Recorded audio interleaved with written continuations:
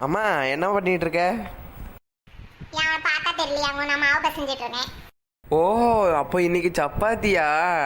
பாத்தியா, அம்மாக்கு என் மேலதான் பாசம். எனக்கு தான் சப்பாத்தி சுட்டு தருவாங்க. நான் தான் அம்மாவோட செல்ல பொண்ணு. அம்மா எனக்கு தான் பூரி சுட மாவு பிசைஞ்சிட்டு இருக்காங்க. நான் தான் செல்ல பையன். நான் தான் அம்மாவோட செல்ல பொண்ணு. எனக்காண்டி தான் அம்மா சப்பாத்தி செய்றாங்க. அம்மா எனக்காண்டி தான் பூரி செய்றாங்க. சப்பாத்தி பூரி என்ன அம்மாவை காணும்? சத்தம் போட்டதுனால அம்மா போயிட்டாங்க. அப்ப நீ சத்த போடாம மெதுவா பேசுனியோ? சரி வா, அம்மா எங்க இருக்காங்கன்னு பாப்போம். எம்மா என்னம்மா படுத்துட்ட? சப்பாத்தி செய்யலையா? அம்மா நீ பூரி செய்யலையாமா?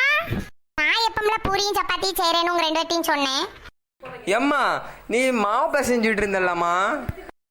நான் மாவு பிசைஞ்சா உடனே சப்பாத்தியும் பூரியும் செய்து தருவேன்னு அர்த்தமா?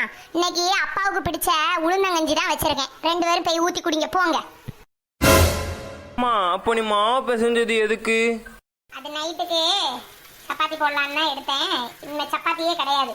அதை கரைச்சி நான் தோசை சுட போறேன். தின்னு தின்னா வெளியே போ. உனக்கு வேணும்னா கோதுமை தோசையை சாப்பிடு. இல்லைன்னா நீ காலையில வச்ச உளுந்தங்கஞ்சி மீதி எப்படியும் இருக்கும், அதை ஊற்றி திரும்பவும் குடிச்சிட்டு கூப்பிட அடிச்சு பாடு.